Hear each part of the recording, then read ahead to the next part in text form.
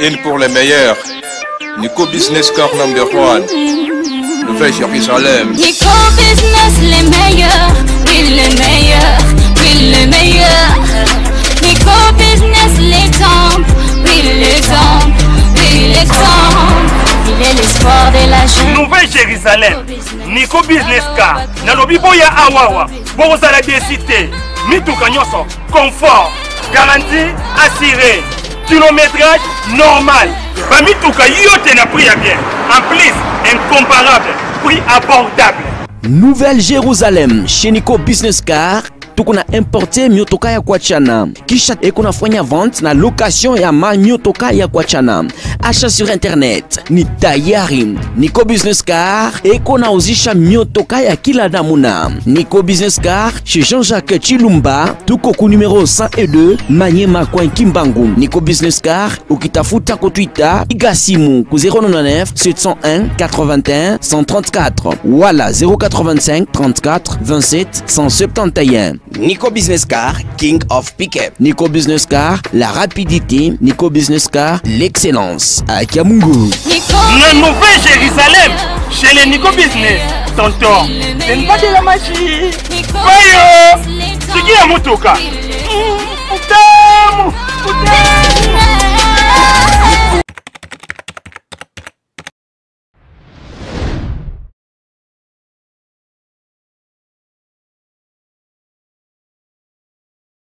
Voilà, pas de panique, Tindika Télévision avec Papi Kamwasi. Comme vous le savez, Eratakate, effectivement, peut Eratakate. Émission Mati Degré Naninga Moukete, c'est par rapport à l'éclaircissement, à la véracité, à travers l'émission Oyo, parce qu'il y a trop de bobards, général Augustin Kabouya, c'est trop de bobards. Kinshasa, balin kolobatro, et puis diaspora, balin kolobatro. Il semble, il semble que la diaspora, mibali baleki basi na songi. Donc toujours yango c'est à travers Tindika vous aura éclaircissement, il y a ba rumeur, il y a ba spéculation, bien sûr les gars na Kinshasa et puis na internet. Voilà. Toujours yamba général Augustin Kabouya, secrétaire général adjoint, chargé de mobilisation, implantation à parti et pourquoi pas communication, il y a UDPS parti au pouvoir. Avec Papi Kamwasi, Tindika. Tout ce bêta ma solo, nyon se boza koyoka. Ce que ça y a Lukuta, ce que ça y a solo, dans quelques instants. Mon général, Topesi Yombote. Mon général, Oningisi Kisasa. Mon général, Bossalisi, meeting, il y a 37e anniversaire, il y a parti. Balobi, la star ou la vedette, il y a meeting Augustin Kabouya.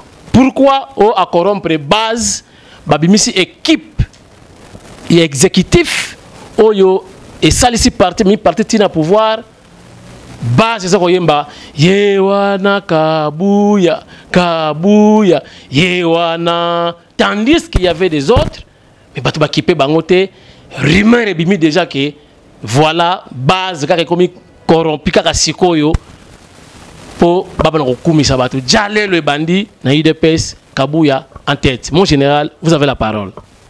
Merci ministre Papi. D'ailleurs, je veux sa information au sujet de Kambo les assurés.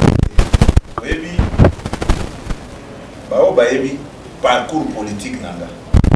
Kana utaka na fulo monaki baso ganga wana. Les loups ne se mangent pas. Tant que moni base bazaki na esengo puisque un de leurs a occupé par haute fonction na niveau il y a un grand parti politique. À l'occurrence de l'UDPS sans qu'on décevoir Bango et ça qui est sengo. C'est pas moni mono ya Bango. Mono ya Bango ba lakela ki malam ba pambola ki. A comité secrétaire général adjoint. Et ça qui est le Yamukete. Ça qui est emporté par cette joie-là, il faut qu'on comprenne Bango. C'est que là, il faut que moi, na bango, ndeko na bango, moninga na bango. A telemi liboso parmi bande comme sous. Et ça qui est c'est qu'on a bango. Ceux qui parlent que na corrompre bango, nga eko sexanga makasi puisque le 24 avril première sortie officielle, il y a le président Félix Tshisekedi. L'actuel président à l'intérim, moi, je suis Jean-Marc, va réclamer et puis dans Sainte-Thérèse, va réclamer. C'est-à-dire quoi? Je sais qu'il va tout que au moins muto a outil na base. Azana ba lien moko boeza ko relier na base. C'est ça. On a évité que j'ai commencé mon combat politique comme un parlementaire debout. J'étais dans la rue. Je me suis battu comme tout le monde. J'ai connu des arrestations. Ba betanga, ba kanganga, ba zogisanga. Baninga na mwana sikota bazo mona. Yo linga basali. Et puis éviter que n'a pas dû après la surnomma biso les 3 cas. À partir de Moussalo biso to salaki. Puisque les lots to travailler après le roi papa Tshisekedi, to pesi parti mon konziasi. To zu mon premier na magistrature suprême de vos papiers sanana. Base wana ba sepelate et surtout que parmi ba mener bato bando sala Moussalana moko na bango azaki na kati. Pour eux c'était une occasion de manifester leur joie. Je comprends, d'accord. Au moins muto ayebi histoire ya ide peste ndako le baba biloko bongo. Na yeba ki loko moko même te. Baba ndai déjà pour réclamer bandaka là. Ngazaki le corona zo mona bango. C'est-à-dire ba mettre fin na batoyo. Bazaka soki balobi oh non, kabuya ifo aka na muno. Ba mo soki na ba mo na lobité. Abana biro na mana kanini muno ko na ba esa kana ka. Baba ndi kotombo. Ali ba ofe ko lebini. Ali embo. Soki na zolo ba te balobi ah. Mais yo ko le mbongo te mais ko yo lo ba. Pista mo yo zolo ba. Biso to za ko se retrouver. Ezaki manifestation. Combattant de presse. Parce que kala ko trahir parti ni ko trahir courant o ngana uta ko tozo benga na kata ya IDPS ba combattant ba parlementaire de base ya IDPS denge na coalition. Voilà mon général, l'émission donc topé Papi Kamwa en particulier, ba question monsieur le poser yo ça n'a rien à voir pendant Moussa na biso mais vous avez ba question o na memeli yo oyo batbazo lo bana balabala poka bazwa éclaircissement yo kasiko yo. Outo le bawa équipe Nabino et Bundi Makasi ensemble na base bo memi président du parti ti na magistrature suprême mais bozui bo commissaire kuna bo sundoli bino nyoswa na yena tout na parti awati bino so na parti bozana ba bureau bozui mo konzi bo sundoli yemoko soko tali ba vidéo nyos entouré na bata FCC ba kabiliste et puis Bamoura, les gens ont peur, même la sécurité chef de l'État, mais vraiment, mais Augustin Kabouya, CG, Babundi Bitoumana, combattant, mais Bato n'a pas mon combattant, ta force du progrès, à ta ce qui banane permet à mon conzi, Bazate, Bosundoli Ekuna Yemoko. Répondre bango. Les papi, oui, et moi on a vendu à nos autres dans les réseaux sociaux, c'est que ça n'a pas cassé. Avec l'eau, on a l'eau, on a l'eau. Oui, nous avons ceux qui ont l'information en sûreté à converser toujours dans la médiocrité. Oui, effectivement, que ce soit au palais de la nation, que ce soit à la cité de l'Union africaine, beaucoup d'administrations. C'est stratégique. Nous sommes armés. Armés, on peut gagner du combat. Sans base arrière. Si vous savez, ils sont tout OK, bam. Dans le palais de la nation ou bien cité de l'Union africaine. Cela veut dire quoi? Tobando de la peuple congolais, Tobando Bundakona Mamouna. Puisque présence, il y a palais de la nation, présence de la cité de l'Union africaine, les gens voient de l'argent. Dès lors que ceux qui ont commis déjà, aux ana carré, on s'est retrouvé dans les bâtiments. Voilà. Nous avons dit que jamais Bisso Toko Sala Bouzoba. Biso toza base arrière ya mokonzi ya mboka. Tant on a eu ça qui bino l'autre fois que biso ceux qui battent bali to zonga na balabala to kozonga, nous avons la capacité. Ce biso nyon sotege côté wana. Pas élite, to ko escalader bamir. Mais ceux qui biso toza puisque biso nde toza na grande machine. Pour activer ba yebi bien que Félix Azali mon côté. Azaï Morote, machine qui dépasse, pour écraser sur le passage, sur leur passage. On a fait le président de la République, nous sommes en bon terme avec, nous sommes en contact permanent. D'ailleurs, je vais publier quelques photos où il y a une réunion passée, Autovandi, il nous reçoit tous les jours s'il y a un problème. Et puis surtout que nous avons que pour Autovandi dans le salon, il y a pas d'audience. Non, nous sommes là pour l'aider. Nous sommes là bien des contacts. Tout ça qu'on a pour la colobaté que tout ça non.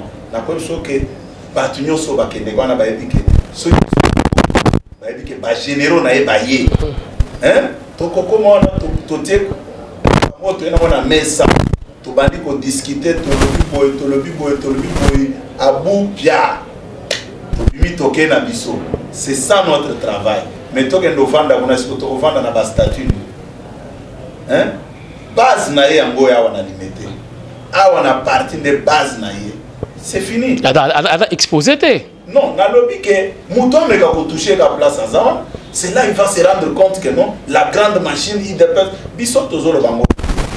À un moment donné, au moni, on va se plaindre au nom de Augustin, aux autres Makamuna Kanda, et le mot est pesa Kanda. Oui, mais on a fait un bureau na monaka, na yambaka bana ya ba collègue belo ba kufana bitumba. Na yambaka basi na bango. Ça me fait mal au cœur.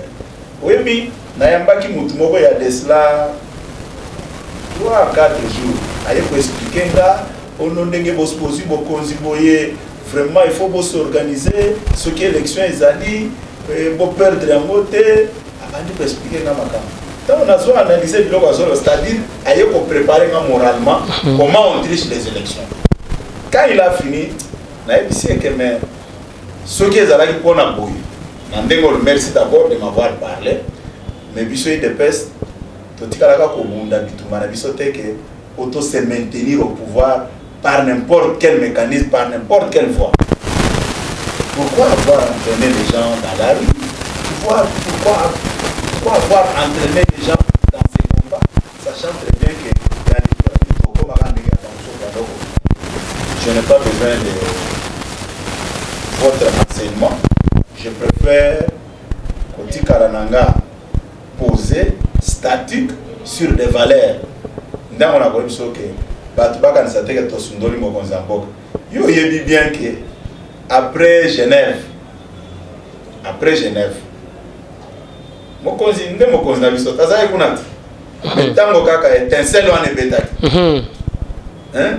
Nandima qui risque ya ko remettre en jeu carrière politique nanga puisque Yemutano Makinga secrétaire général Otozaï président Aïe mais c'est Jean-Marc Kapon tout ça il est na réunion na Lukunga je pense que Ozaki wana tango makamwane kwei na bengi notre première dame Maman Denise na tuni maman boza na Suisse oui boza na Genève oui bon situation est en dengeni maman répondre nga na tuni maman est-ce que je peux entrer en contact avec le président. Papa Augustin Bango Bazali Bosso Biso Tozasi. Na hésité même couper ses réponses. Maman, ceux qui m'ont constaté ici, oui, c'est que dans Solona Augustin a levé à rejeter le logo, on a élu en beauté. En bon? Et directeur, oui. Tant qu'on a un risque, il y a bon. Parce que nous avons Makinga, et nous avons signé le logo. Nous avons Makinga. Ou à Salakinga, secrétaire général. Na Monaki. Oui, mais dans la vie de Kopapi, il faut être clairvoyant. Oui, mais il faut qu'on ait la visionnaire. Au moins, le pouvoir est à président Nabiso, président Félix. Ils ont pouvoir l'outil ensemble. Il y a un conseil parce que beau jeu rôle, il y a Pharaon dans la Bible. Oui, mais Pharaon dans la Bible, à ça libéra qu'il est ban en Israël. À le bakende. Mais entourage, Israël, Israélite, bakende, biso siko ba misala na biso banani ba kosala. Bon, pas convaincre na mabe. Admission armée na ebolanda bato na bokanga bango. Est-ce pas ça qui bango? C'est ce que j'ai dit même aux amis qui pensent qu'ils peuvent arrêter M. Félix Tshisekedi. Au moins même na kata parti les locaux qui vérifient l'information. Il n'est pas encore secrétaire national. Nga secrétaire national à peine. Mais à chaque moment quand je parlais de lui, quand j'ai publié ces photos, quand je faisais des commentaires, voire même dans sa propre famille, vous savez ce que certains me disaient? Yo, il y a les promotions, ah, mon condamnation qui tient Tshisekedi, à sa collègue Nayo. Mais les noms, nous avons dit que les catholiques de plus que les papes. Ils ont un enfant même après le congrès, ceux qui ont vérifié l'information, donc il y a une vision. Déjà... Je suis un enfant de Dieu. Même lorsque à Genève, on attaque Kiwana, j'avais senti une voix qui me disait rejette cette histoire. Ça, je vous dis sincèrement, Dieu me voit. Nayoka qui voit les autres, et c'est comme ça que l'homme de top Congo, Christian Sapin, va me téléphoner. C'est pour vous dire que le pouvoir de Félix, c'est ça, pouvoir beaucoup divin. Et c'est pas bien automatique. Il n'a pas forcé des choses. Bamoura, les gens ont peur de Moura. Voilà, au moins le bateau Bamoura de Papi. C'est la preuve même qui montre clairement que l'IDP c'est ça qui parti politique à non-violence. Puis surtout ça qui est rébellion. Admettons les mêmes personnes qui parlent. Ceux qui président Kabila Mukolo, il y a prestation de serment. Après prestation de serment, président Kabila a félicité le président Félix Tshisekedi. Maintenant, toujours les mêmes personnes. Oh non, Kabila veut faire un coup d'État. Voilà. Kabila veut faire ceci. Mais le président Kabila a montré sa bonne volonté. Il a dit, moi je parle. À Kenaï, à Lobi, bien avant même son départ. Puisqu'il y a des gens qui parlent. Oh, il y a eu des arrangements. Et pourquoi Bakutana Kiliboso? Non, soyons sérieux des copains. Même dans la maternelle, Bako posé Bamituna Bomote. Excusez-moi le terme, même dans la maternelle. Pourquoi je dis ça? Oh, yo, Azana pouvoir. Oh, Azokota. Mais c'est pas Kotuna, monsieur le président. Je suis convaincu que vous avez gagné. Quel est mon avenir politique? Qu'est-ce que je dois devenir pour ma sécurité? Ça s'est fait partout dans nos pays d'Afrique ici. Est-ce que nous sommes prisonniers? Est-ce que nous sommes mais dès que nous interpréter, excusez. Et comme une nomination. La vraie information. Et puis oh non, Kabouya répond à toutes les attaques. Non, le Biboy. Président Félix Tshisekedi, c'est un président de la République. Il a sa famille politique. Ndeko Papi, explique-moi un peu. Vous avez attaqué, vous avez critiquer quelqu'un sur sa gestion, c'est différent d'insulter. C'est ça. C'est différent. Comme prouve le contraire. Oh non, bino biloko bobandolo bango na Joseph Kabila, il faut bosser la paix ba finga bino ngalo bino. Du temps de Joseph Kabila, on l'a jamais insulté. On pouvait critiquer sa gestion, mais on l'a jamais critiqué, on n'a jamais tenu des propos qui pouvaient même créer des tensions inutiles. Bisoto lobby, ba makamu nyonso ndenge za koleka ndeko papi. Ba soda wana, basa ba soda mboka. Hein? Parce que tu es dans politique il y a division. Tu es dans politique sélective. Nous avons prêché la réconciliation nationale et nous sommes pour la réconciliation. Comment expliquer les civils qui donnaient des ordres militaires pour exécuter? Tu es ici réconciliation nationale. Les officiers là, ce sont des exécutants. Pour quel intérêt non, au stade actuel, nous ne pouvons pas composer avec ces militaires-là. Moi, je vous dis, les militaires, on a pas en place, on a un problème au côté au Bassali, au Bissoto, comme on a Ezamabe. Merci, Général Kabouya. Mais, Bitumbezo Silate, Nini, yo na ndeko Moïse Katumbi. Nini, zo Silate, Genève, c'est là. Nini, on est Silate. Qu'est-ce qui se passe? Éclairant nos bateaux, il y a Moïse Katumbi. Ni collègues. Bon, Ndeko Moïse Katumbi, moi personnellement, je n'ai aucun problème avec lui. Dans un problème. Au contraire, il y a des moutons qui ont un problème. Je suis chrétien. Il y a Jean-Pierre Mbemba. Il y a un départ dans l'IDPS, de Jean-Marc. En tant que chrétien, j'avais pardonné. Et dans la minute, je ne peux même pas revenir là-dessus. Ça appartient à l'histoire. yenda ko répondre na mutuna na ke likamuna za kananga. Moi je n'ai aucun problème avec lui. D'abord, lui était dans un domaine bien précis et moi dans un autre domaine. Mais dans notre parcours, ça s'est fait que tout comme si on a secteur moko to bengi domaine politique. Je n'ai aucun problème avec lui. Et puis nazo c'est quand même bao baza koloba ono Augustin Kabuya atika kotanga kombo ya Moïse Katumbi non biso to ko permettre mais ça les gens sont en train de rêver. Comment quelqu'un peut m'interdire de ne plus mettre mes pieds au Katanga? La vie surtout dans Katanga au Kendete.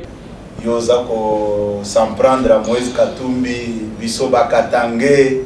Non, c'est un débat vraiment terre à terre. Babi yo fingi ba jeune Katangé.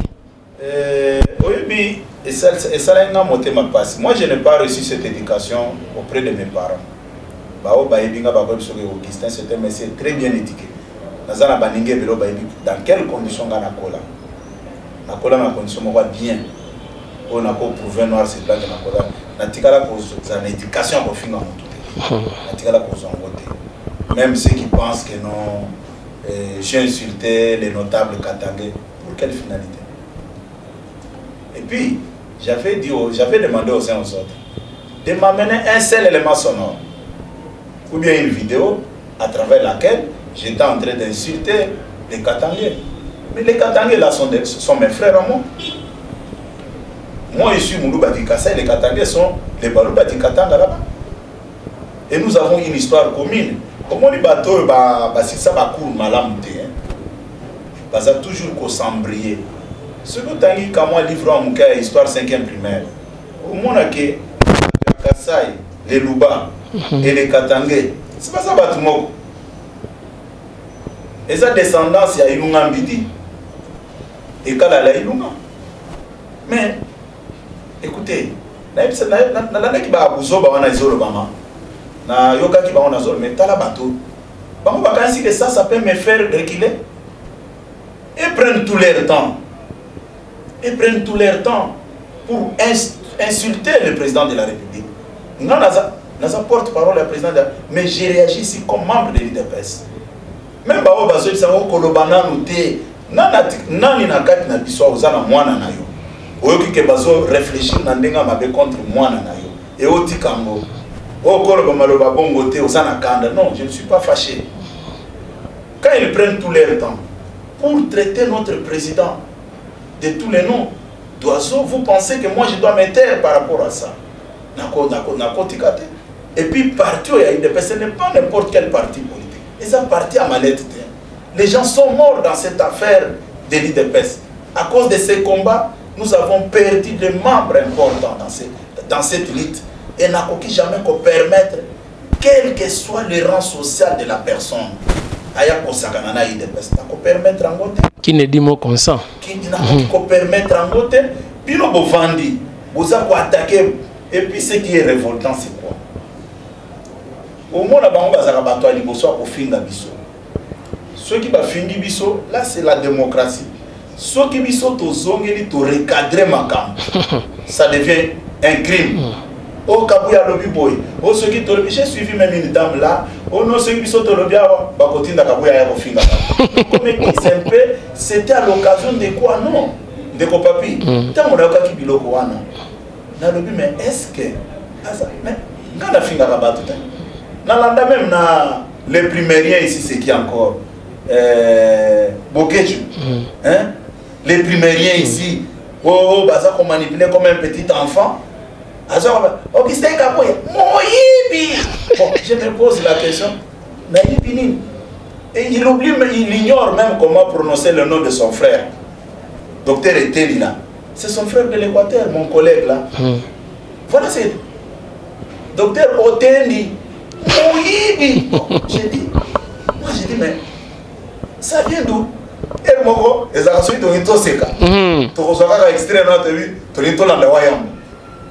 Tu es dans le bouquet, tu es dans le banine. Ce qui va dire, Augustin Kaboy, Moïbi, Bisoto Bougana Boseka. Voilà les gens qu'on envoie pour nous insulter. Et maintenant, moi je peux vous dire, je n'ai aucun problème avec M. Katumbi.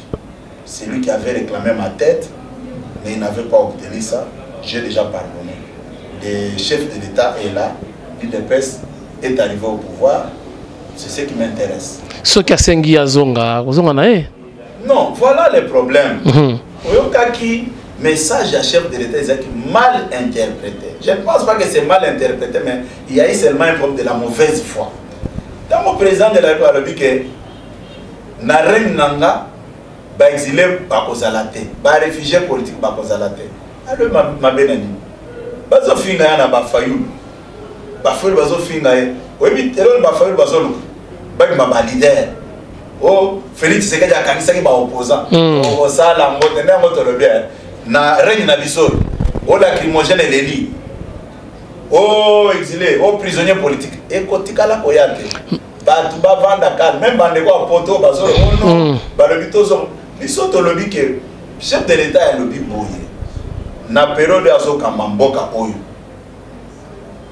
Akozala na bato bakimi mboka pona yete.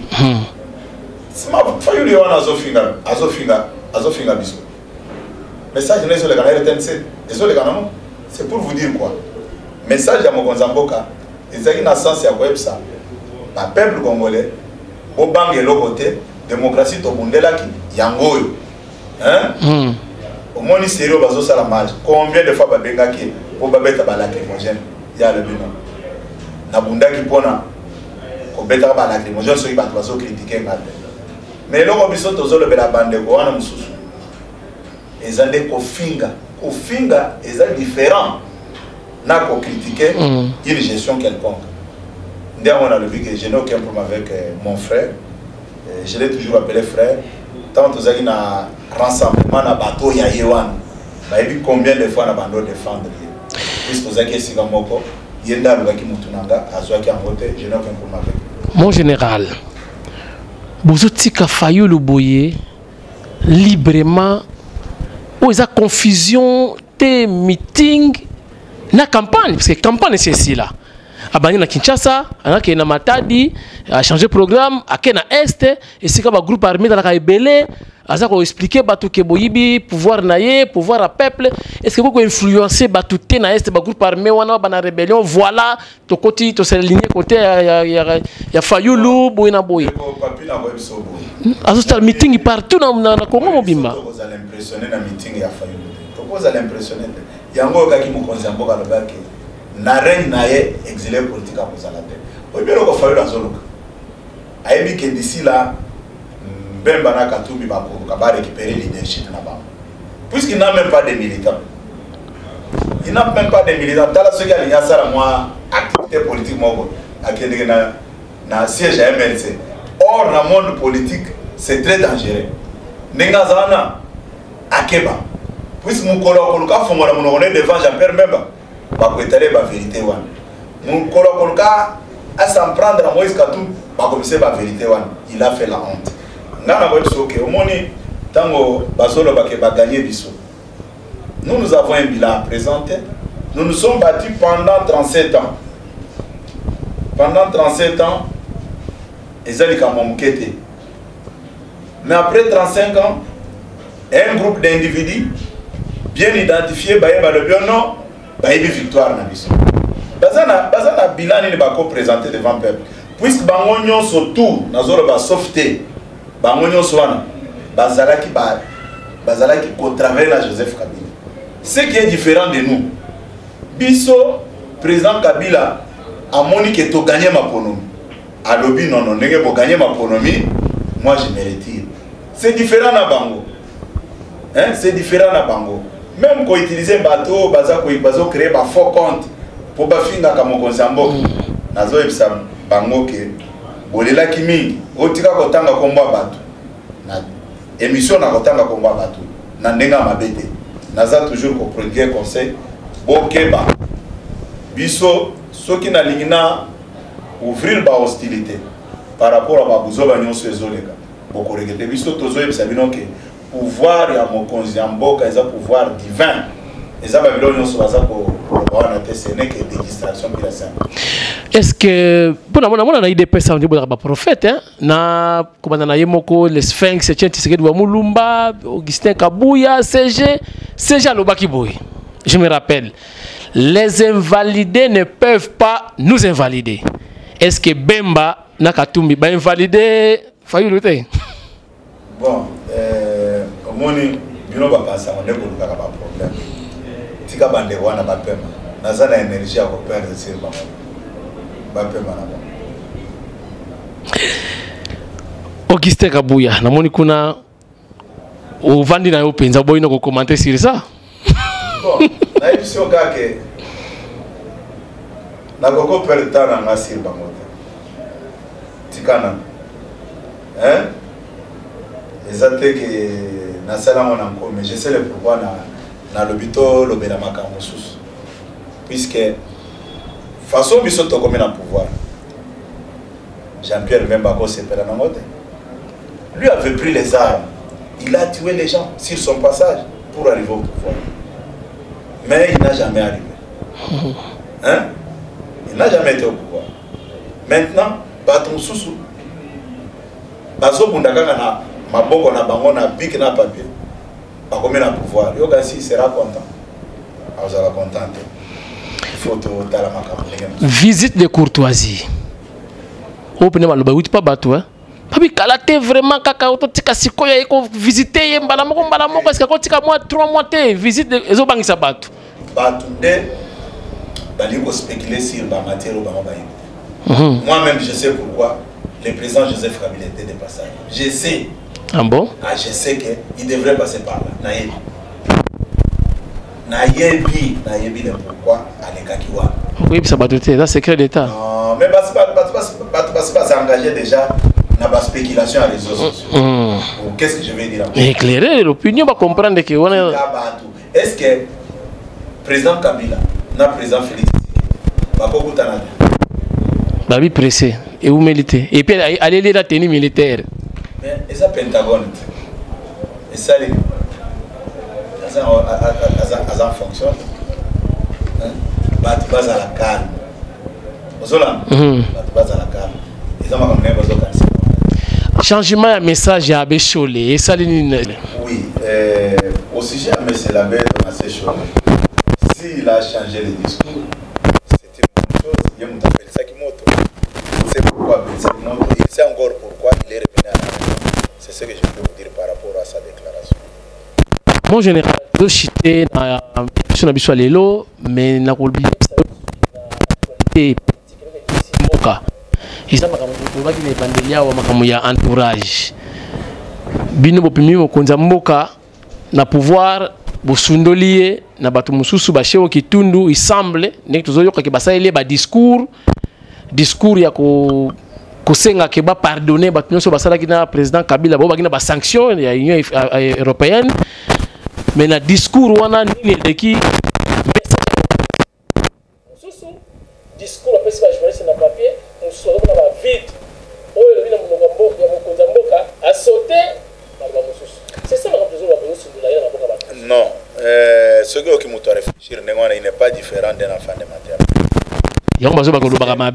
Mon général. Non, écoutez, Oyebi, le président de ce monde, tout chef de l'État, à Zouagata, on a été à le discours. C'est son cabinet qui prépare avec ses idées, après si on va préparer. Et puis avant, il y a Coran dans le public, parce que ça ne va pas. S'il voit que non, ici vous êtes allé à l'extrême, à ce que vous faites. Mokonzamboka, discours dans ça. Alors, on va arriver à sanction contre les autorités clandestines. Et puis, attends qu'il y a un autre. Maintenant, on y a tangi, on y a lobby, ou bien, on y a l'équipe, n'a pas papier. Réponse est en mot. Donc, on a lobby.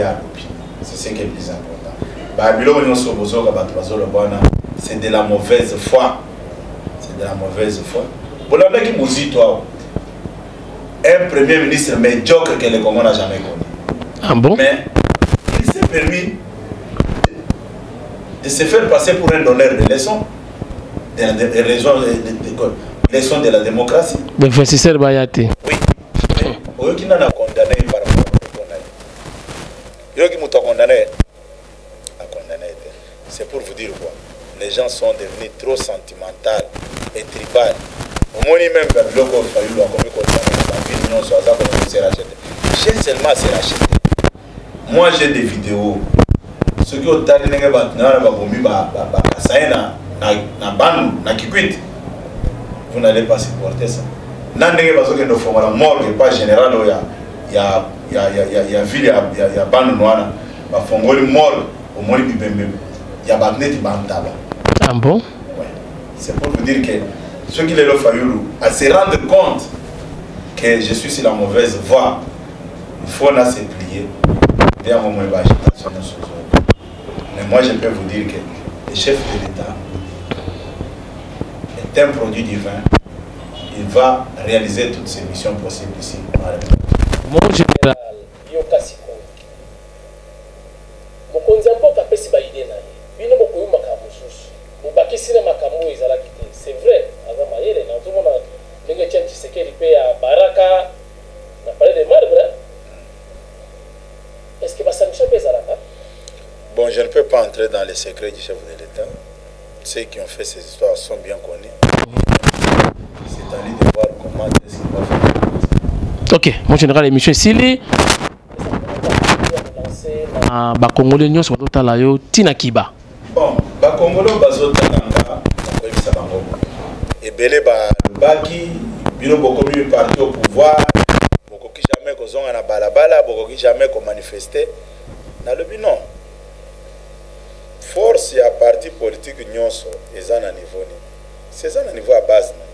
Ceux qui base ba le photo sale kambo. Obiso to moni keza bénéfique pour na biso. Toko boyango te. Et puis nazozongela na place on a mandolo bake. Ngai na éducation nazo ya ba parents nanga. Eza éducation ratée.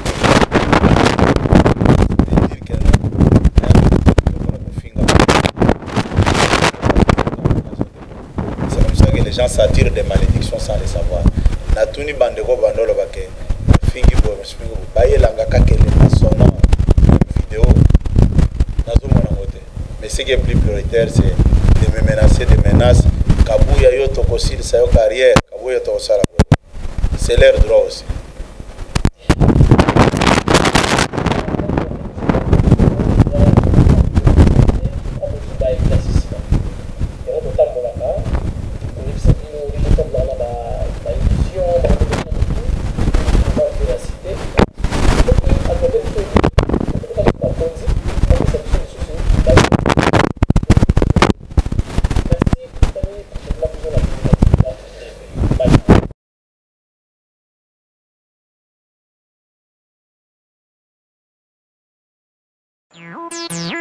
Une pour les meilleurs. Nico Business Car number 1. Le fait Jérusalem. Nico Business les meilleurs. Oui les meilleurs. Oui les meilleurs. Nico Business l'exemple. Oui l'exemple. Oui l'exemple. Il est l'espoir de la jeune. Nouvelle Jérusalem. Nico Business Car. Nalobi boya awawa. Bozala décité. Mituka nyonso. Confort. Garantie assurée. Kilométrage normal. Bamituka yote na prix à bien. En plus, incomparable. Prix abordable. Nouvelle Jérusalem chez Nico Business Car.